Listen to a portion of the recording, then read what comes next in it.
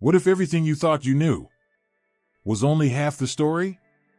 What if behind the veil of light there was a hidden war, older than time, greater than galaxies, a war not of flesh and blood, but of pride, of power, and of purpose? Today, we're diving into the shadows of ancient truths, unseen realms, forgotten rebellions, and a love so powerful it split the heavens. This is not just a story. It's the beginning of something deeper. Are you ready to see what lies beneath the light? Imagine a realm beyond space and time, a dimension untouched by darkness or death, where the air is not air, but spirit, full of harmony, beauty, and light. This was heaven. Not a cloud-filled sky with harps, but a kingdom of unimaginable glory. And at the center of it stood the throne of the Creator, glowing with eternal light, pulsing with living energy. And beside that throne was one being, the most radiant of them all, Lucifer. His name meant light bringer. He wasn't just another angel, he was the angel. Imagine his form. Wings wide like galaxies, shimmering like molten gold. His body covered with every precious stone, sapphire, emerald, onyx, topaz, each one glowing with divine fire. His voice could silence storms or sing songs that made the stars dance. He walked on stones of fire, in places no other creature was allowed. He was not only beautiful, he was powerful, trusted, admired, exalted. But then, something happened. Not in heaven, but inside him. A question, small, whispered. Why do I serve when I could rule? Why do I reflect when I could shine on my own?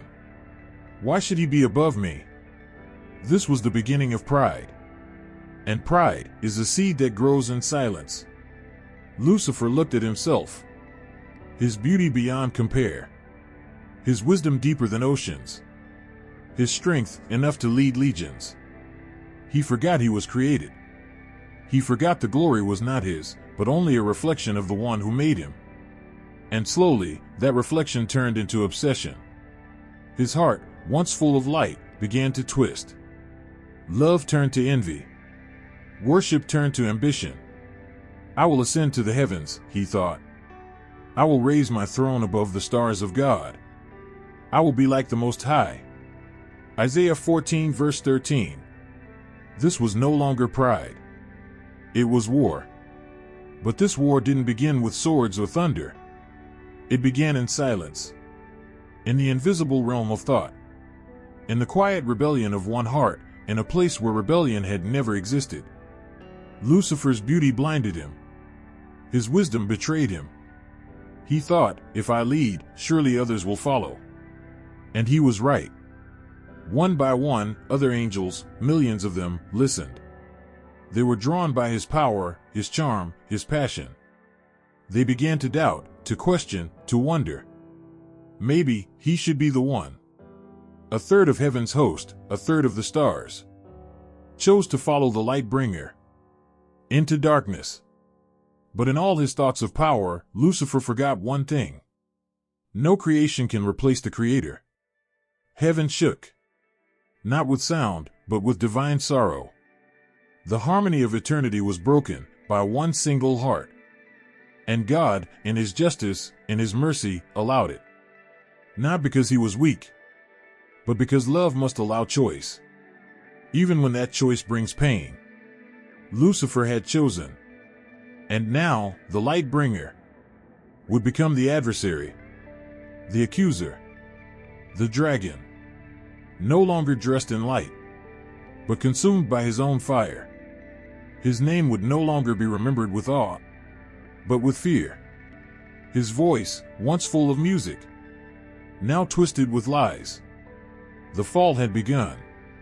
Not yet to earth, but from grace, from beauty, from truth, from the heights of heaven to the edge of chaos. The most glorious being ever made was now the first rebel in all of existence. And the war for the universe had only just begun. Lucifer didn't just think these things. He acted. He walked through the courts of heaven.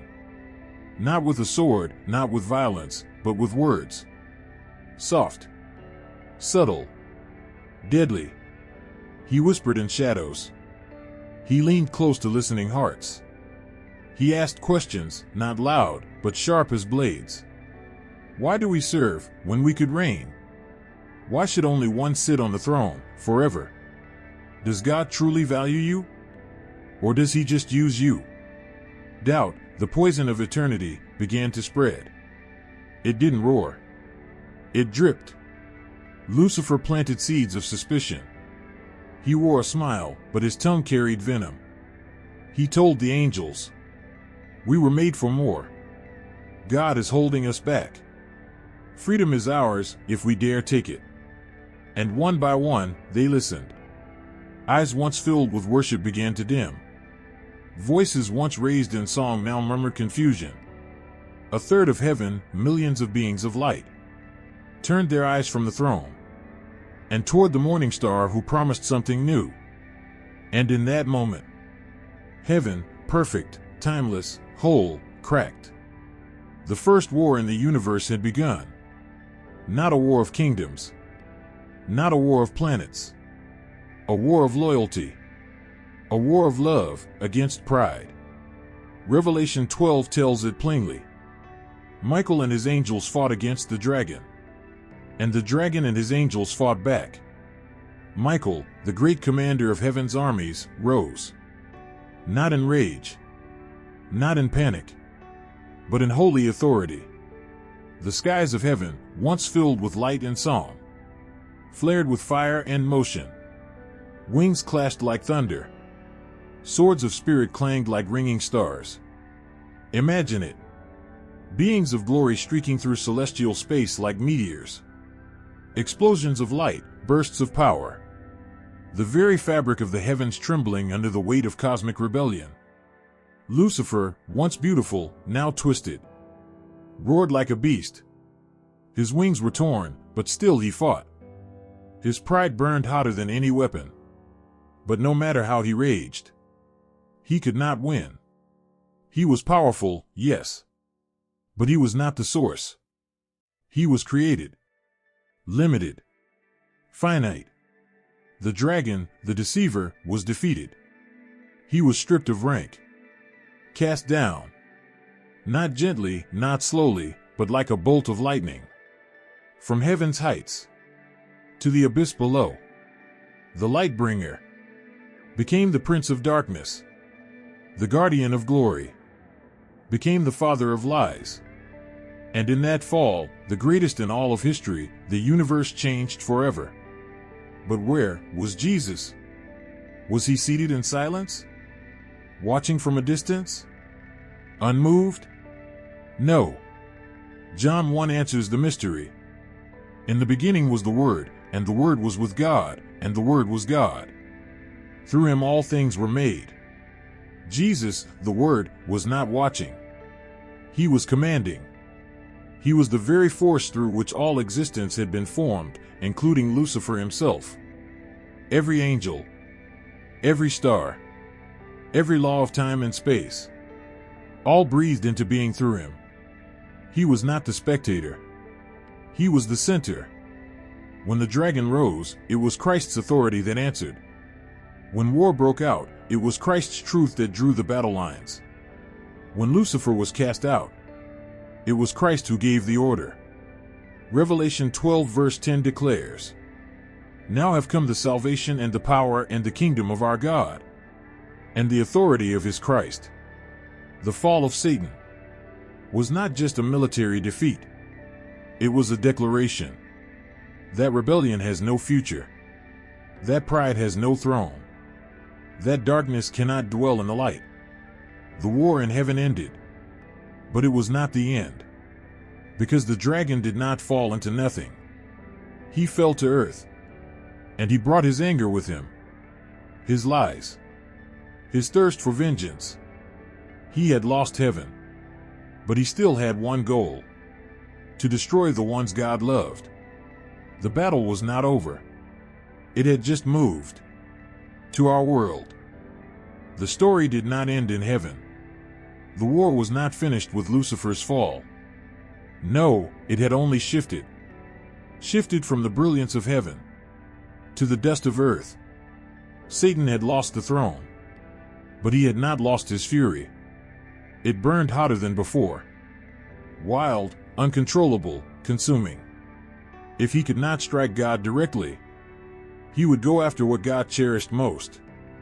Not the stars, not the galaxies, but us. Humanity.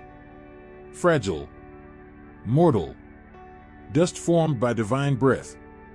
But to God, we were precious. Not because of what we could do, but because of who we were made to be. Unlike angels, we bore something different. Something sacred.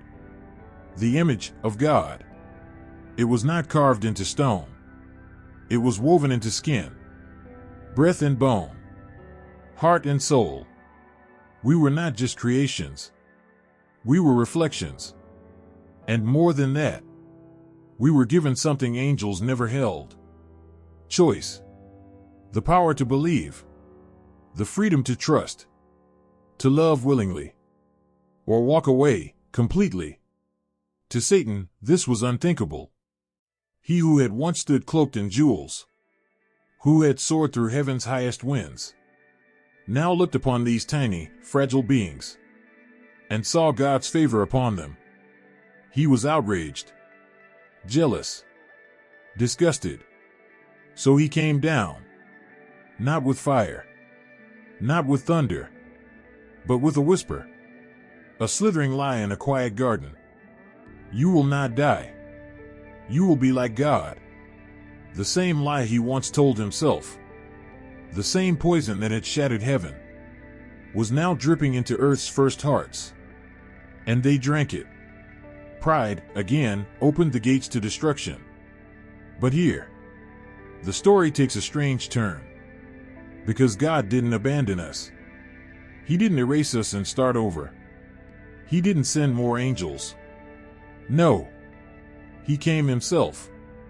And not in a storm. Not in fire. But in flesh.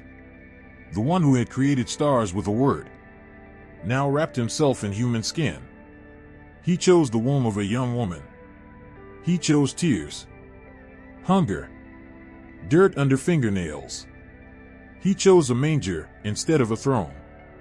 Why? Because where Lucifer tried to rise, Jesus chose to fall. Lucifer grasped for divinity. Jesus released it. Lucifer said, I will ascend. Jesus said, I will descend. And in that descent, the real war began. Not a war of swords, but of sacrifice. Not armies, but wounds. He walked among us, the eternal word, cloaked in silence and compassion. He healed the sick, touched the untouchable, forgave the guilty, and then he died. The Creator, crucified by creation. But it was not defeat.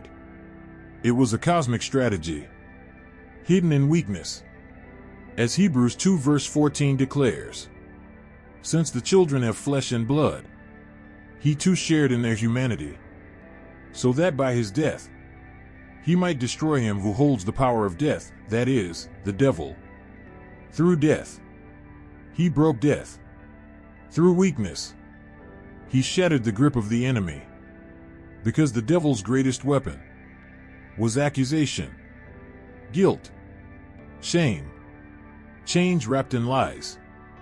But on the cross, every accusation was answered, every sin absorbed, every debt paid, every chain broken. Satan's empire, built on rebellion and fear, was now crumbling under the weight of divine mercy. Lucifer had wanted to be like God, to sit above the stars, to rule in glory. But Jesus, who was God, became man, descended to the grave, and then rose, not just from death, but above it, with scars still on his hands, He walked out of the tomb, not as a victim, but as a victor. And in that moment, the war took a turn that Satan never saw coming. Because now, every human, every fragile, broken soul could join the victory, not by earning it, not by fighting for it, but by receiving it. Through faith, through surrender, through a love that defies understanding. The war began in heaven. It descended to earth.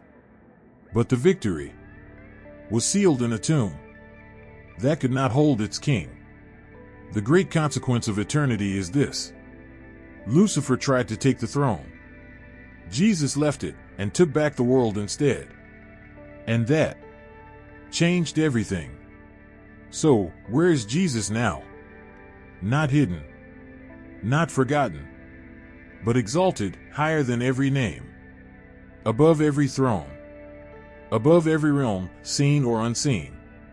He reigns, still victorious, still shining like the morning star, but brighter, for he has passed through death and returned, crowned not just with light, but with scars that speak of love. And yet, though the heavens are quiet, the war is not over. It has moved from the courts of angels to the corridors of human hearts. Here, now, in us, each heartbeat is a battlefield, each thought a spark, each decision a declaration. The ancient war continues, not with swords, but with choices, in secret moments, in silent rooms, in the unseen spaces where pride still whispers, "You don't need God. You know what's best. Take control. Be your own master." It is the same old voice, carrying the same ancient lie. You will be like God. And yet, another voice calls, quieter, gentler, not demanding, but inviting. Come. Follow me. Lay down your burden. Choose life. The contrast is eternal. One voice builds a throne of self. The other lays down a crown to serve. One rises in rebellion. The other kneels in surrender. One promises freedom, but delivers chains. The other walks into death to give us life. And now, in this moment, you stand where Lucifer once stood, before the throne, faced with a choice, not between religion or ritual, not between being good or bad, but between kingdoms, pride or humility, rebellion or surrender, darkness or light. You see, the fall of Lucifer was never just a story about an angel. It was a warning, a mirror, a map of the human condition. Because pride is not just what made an angel fall. It's what makes us turn away. It disguises itself as wisdom, but breeds destruction. And humility, that strange, hidden power, is what turns the world upside down. It is what brought God to a manger. It is what lifted a cross high on a hill. It is what opened a grave from the inside out. Humility is the doorway. Love is the key. And Jesus still reigns at that doorway, calling softly, waiting patiently, with eyes that have seen galaxies form, and yet still search the face of every soul. He has never forced a single hand, never shouted over our noise, but his presence remains, constant as the stars, gentle as the wind. He asks not for perfection, but for allegiance, not for religion, but for relationship, not for performance, but for your heart. The war is not over, but the outcome is known, and yet the battle in your soul, that must still be decided, not by fate, not by force, but by you. So, whose side are you on? The fall of Lucifer, the war in heaven, the cross, Your choices. They're not separate events. They are threads in one cosmic mystery, woven through time, through scripture, and through your very soul. If this story stirred something in you, if questions are burning in your mind, then speak them. Type them. Let your thoughts echo in the comments below. And remember, this is only the beginning. There are more secrets to uncover, more realms to explore, more truth hidden in plain sight. So don't just watch. Watch closely.